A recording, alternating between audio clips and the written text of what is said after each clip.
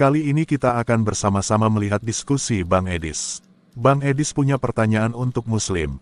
Jika ada Muslim yang menonton video ini, coba tuliskan jawaban Anda di kolom komentar. Seperti apa pertanyaan Bang Edis? Mari kita simak bersama-sama.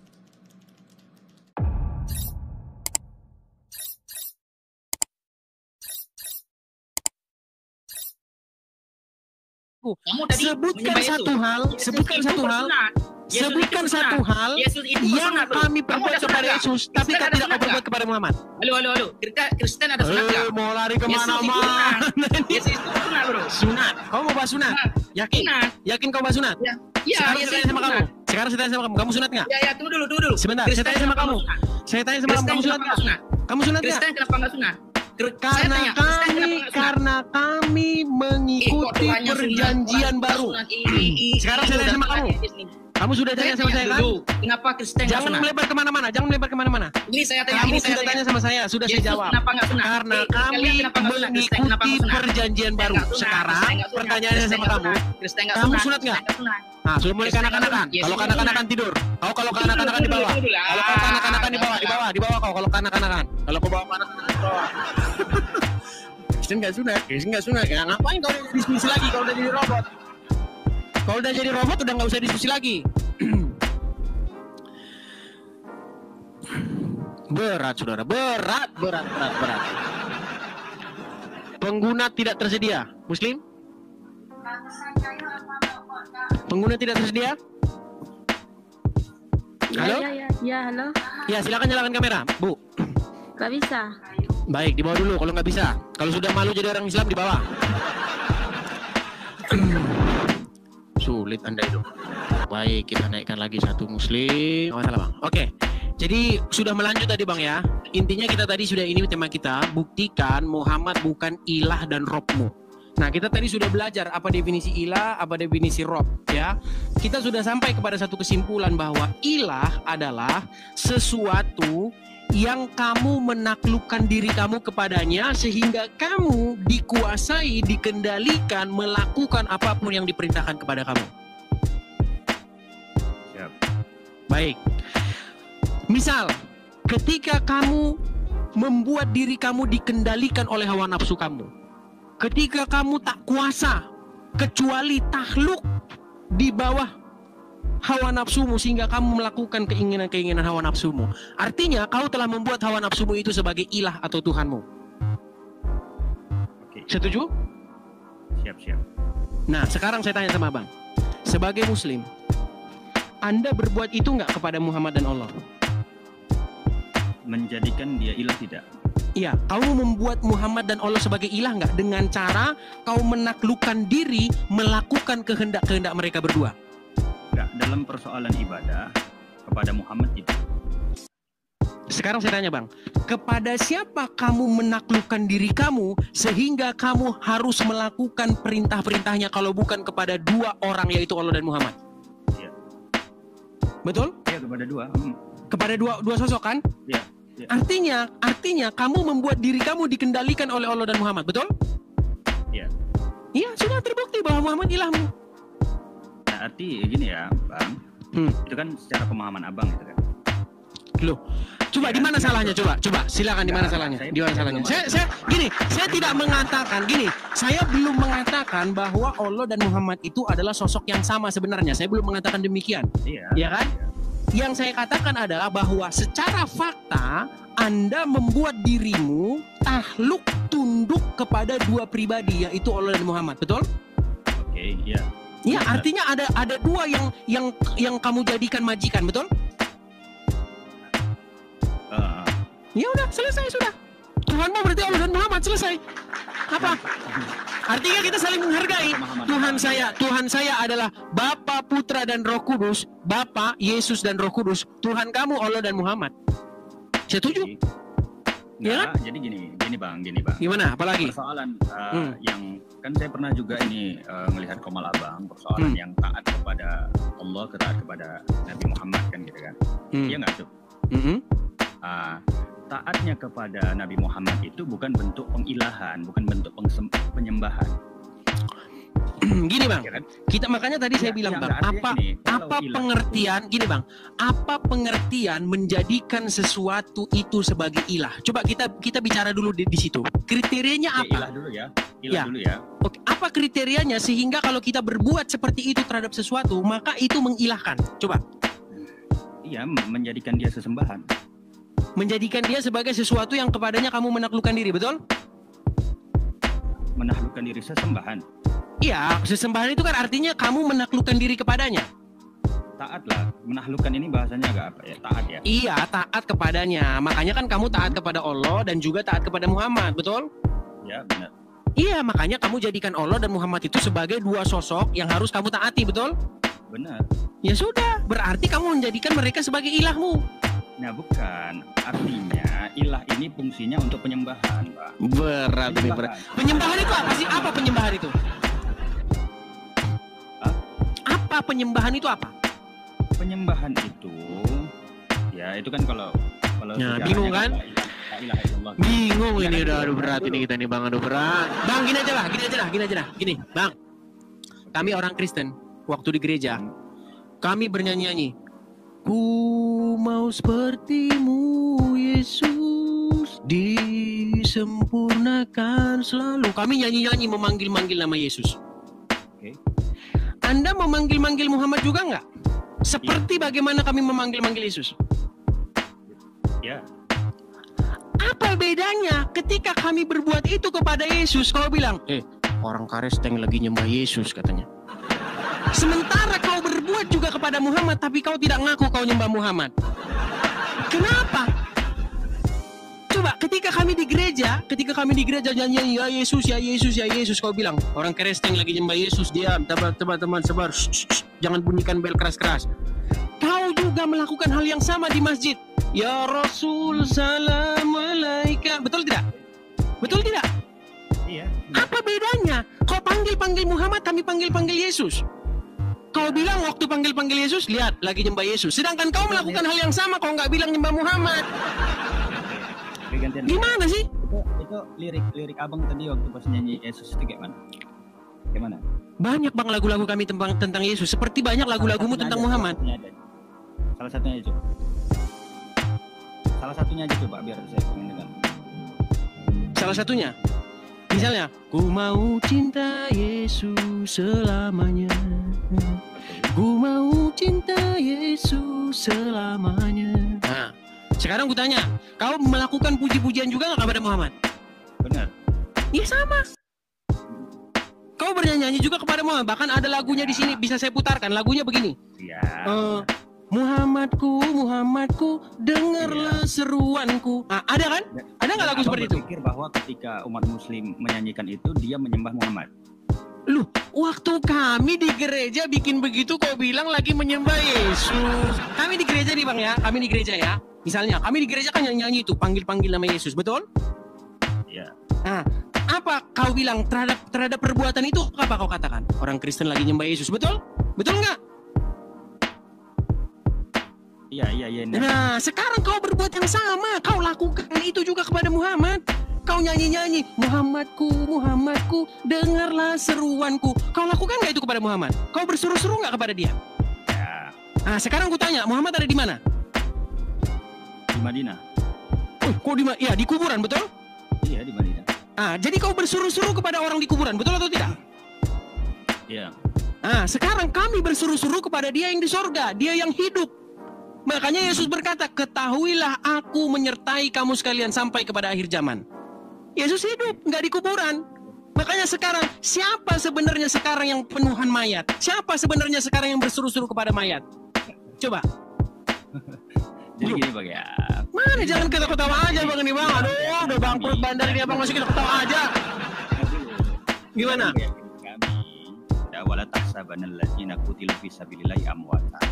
Jadi jangan kau kira orang yang mati itu mati. Udah nanti dulu. Itu keyakinan kita saling menghargai kan. Abang bilang tadi Yesus itu di surga. Oke. Bang, Iya. gini loh bang, dengarkan ya bang ya. Kita jangan bahas keyakinan. Apa yang tertulis saja gini bang. Di dalam Bible kami, Yesus itu mengalahkan maut. Dia kalahkan maut itu dengan cara apa? Dengan cara bangkit mengalahkan maut. Ya kan? Sementara Muhammad, apakah dia mengalahkan maut? Sampai sekarang dia masih kalah sama maut. Buktinya dia masih di kuburan. Makasih Kanaya cantik. Iya. Buktinya sampai sekarang dia masih di kuburan. Artinya dia masih takluk di bawah kaki maut. Betul atau tidak?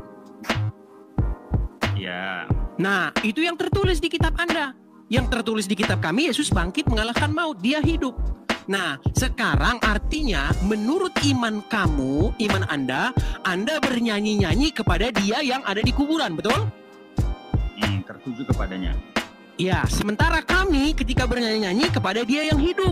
Makanya kami memuji yang hidup. Kami berbicara kepada dia yang hidup. Kami berkomunikasi kepada dia yang hidup. Sedangkan Anda berkomunikasi kepada dia yang mati. Nah, itu tadi dalam keyakinan kami, orang yang mati di jalan Tuhan itu amwatan. Padahal Baik. ahya. Baik. Itu secara keyakinan. Baik. Bal ahya Oke, mereka hidup. kita bicara Makanya, keyakinan. dalam Kita bicara ajaran- keyakinan sekarang. Kita bicara keyakinan sekarang. Di Quran mana bahwa Muhammad itu mati secara orang beriman? Hah? Di Quran mana bahwa Muhammad itu disebut sebagai orang yang beriman? Muhammad disebut sebagai orang beriman. Iya, coba. Coba temukan satu ayat yang menunjukkan bahwa Muhammad itu orang beriman dalam Quran.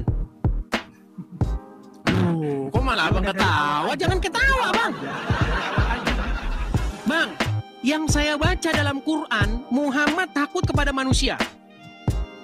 Mana ayatnya? Ada Quran di situ? Iya. Baik, bukakan Quran surat Al-Ahzab ayat ke-37. Surah Al-Ahzab ayat 37 ya. Iya. Dan ingatlah ketika engkau berkata kepada orang yang Allah telah memberikan nikmat kepadanya dan engkau juga telah memberikan nikmat kepadanya, tahanlah terus istrimu, sedang engkau menyembunyikan sesuatu dalam hatimu yang Allah hendak menyatakannya kepada kamu, dan engkau takut kepada manusia. Silakan cek.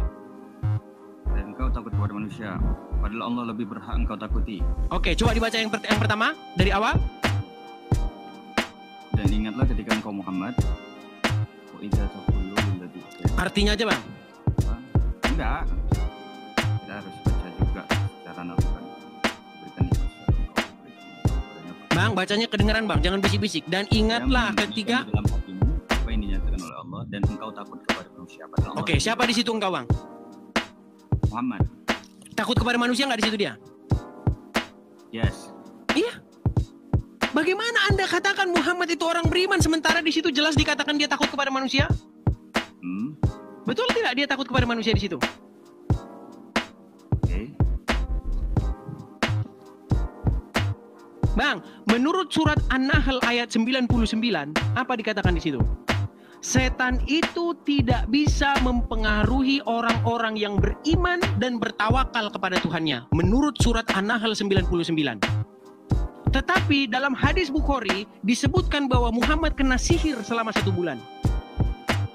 Pertanyaan saya, bagaimana mungkin Anda percaya Muhammad itu orang beriman, sementara An-Nahl 99 mengatakan orang yang beriman tidak akan bisa dipengaruhi oleh setan. Tetapi di detik yang sama, Sahih Bukhari menyebutkan bahwa Muhammad kena sihir selama 1 bulan lamanya. Kita tahu sihir datangnya dari mana? Nggak mungkin sihir datangnya dari yang bagus-bagus, sihir pasti datangnya dari setan. Bagaimana Anda bisa menyimpulkan bahwa Muhammad orang yang beriman?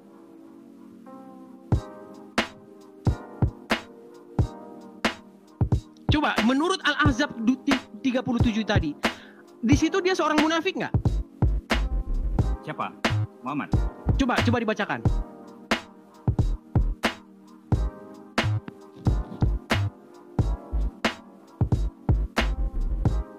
Dan ingatlah, terus Muhammad berkata kepada orang yang diberi nikmat oleh Allah, dan engkau juga telah memberi nikmat kepadanya. Pertahankanlah terus istrimu dan bertakwalah kepada Allah, sedang engkau menyembunyikan dalam hatimu apa yang akan dinyatakan oleh Allah. Stop. Okay. Jadi dia berkata apa bang di situ? Pertahankanlah terus istrimu dan bertakwalah kepada Allah. Dia bilang begitu nggak kepada Zaid, anak angkatnya? Betul tidak? Ya. Padahal dia menyembunyikan sesuatu dalam hatinya. Betul atau tidak? Ya. Nah, berarti yang keluar dari mulut Muhammad beda nggak dengan apa yang disembunyikan dalam hatinya? Coba perhatikan kalimat berkata kepada orang yang telah diberi nikmat oleh Allah. Siapa itu? Zaid, bukan? ketika engkau Muhammad berkata kepada orang yang telah diberi nikmat oleh Allah. Siapa itu orang yang telah diberi nikmat kepada Allah itu? Kepadanya. Iya, siapa itu? Siapa orang itu? Zaid, betul. Jadi Zaid. Oke, jadi Zaid, ya Zaid punya istri namanya Zainab. Jadi ceritanya begini. Dulu Zainab itu dipinang oleh Muhammad untuk diberikan kepada Zaid. Tetapi Zainab menolak. Zainab menolak dengan kata-kata, bagaimana mungkin aku yang kastanya lebih tinggi dinikahkan oleh seorang yang mantan budak. Tapi akhirnya Zainab menikah dengan Zaid, anak angkatnya Muhammad. Tapi dalam perjalanannya waktu, hubungan rumah tangga mereka rusak. Lalu Muhammad berkata kepada Zaid, pertahankanlah terus istrimu. Padahal dikatakan dalam ayat Quran itu, engkau menyembunyikan di dalam hatimu apa yang hendak dinyatakan Allah. Betul atau tidak? Ya, itu kepada siapa? Kepada Zaid. Muhammad berkata kepada Zaid supaya tahan terus istrinya, jangan diceraikan. Betul? Si Zaid. Oke. Padahal yang keluar dari mulut Muhammad itu lain nggak dengan apa yang dalam hatinya? Si Zaid. Coba baca lagi bang, baca lagi pelan-pelan bang. Coba baca pelan-pelan bang. Coba baca pelan-pelan. Kepada manusia, padahal Allah lebih berhak. Nah ini. Gini bang ya, saya bacakan bang. Gini bang, saya bacakan. Gini bang. Dan ingatlah ketika engkau berkata kepada orang yang Allah telah memberikan nikmat kepadanya, dan engkau pun telah memberikan nikmat kepadanya. Siapa orang itu? Adalah Zaid. Muhammad berkata kepada Zaid, tahanlah terus istrimu. Perkataan Muhammad kepada Zaid, tahan terus istrimu. Padahal engkau menyembunyikan di dalam hatimu apa yang akan dinyatakan Allah. Betul tidak? Betul tidak? Sedangkan engkau menyembunyikan di dalam hatimu apa yang akan dinyatakan oleh Allah. Oke, berarti disembunyikan nggak oleh Muhammad? Si Zaid yang menyembunyikan.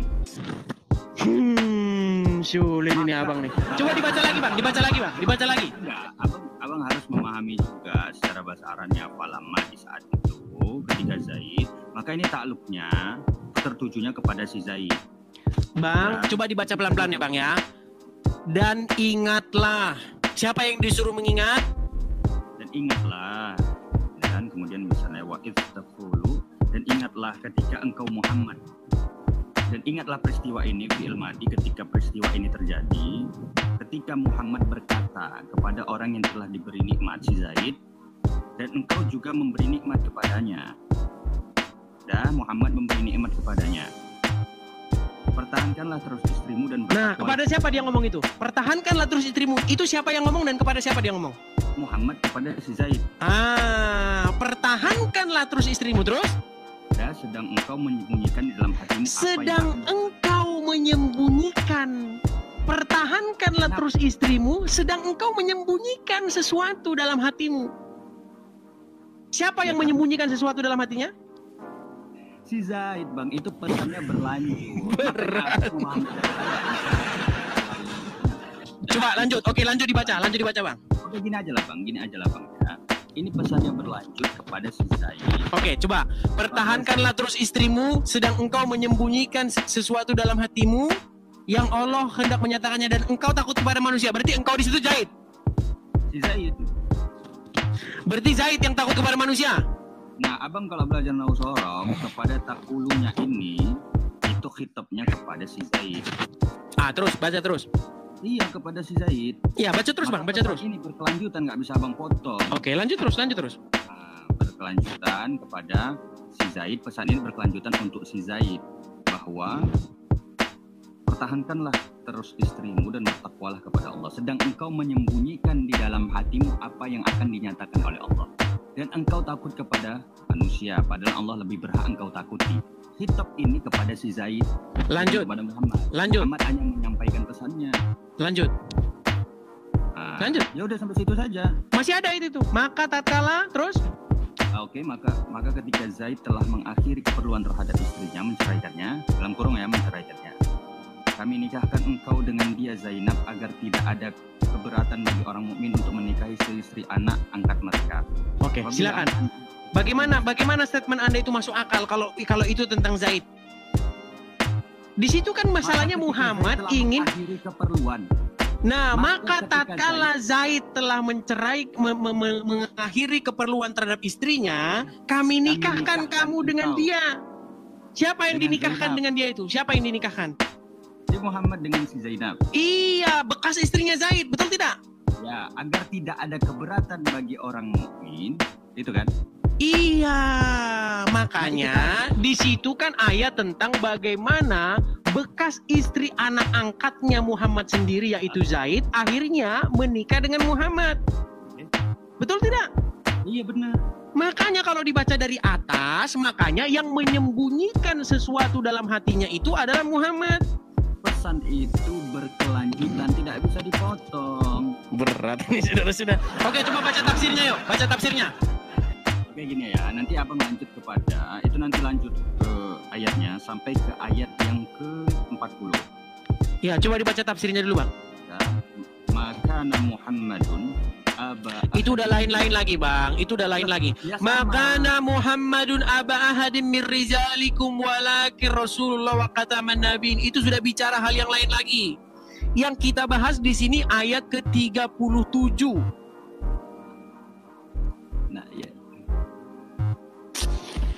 Aduh, berat ini, Bang. Oke, Bang, mungkin kita naikkan dulu muslim yang lain ya, Bang ya. Karena Abang juga pengetahuan tentang Qurannya masih jauh sekali nih, Bang. Sorry, Bang. Saya soalnya udah 13 tahun mendalami Quran, jadi agak sulit kalau belajar Quran dengan baru anak kemarin sore ini. Berat, saudara-saudara. Kita akan menanggapi mengenai Yesus disunat, mengapa orang Kristen tidak disunat. Saya mau beritahu fakta ini terlebih dahulu. Tidak ada referensi yang jelas dan eksplisit dalam Al-Quran maupun hadis yang menyebutkan secara langsung bahwa Muhammad disunat atau waktu spesifik kapan ia disunat. Apa tanggapanmu?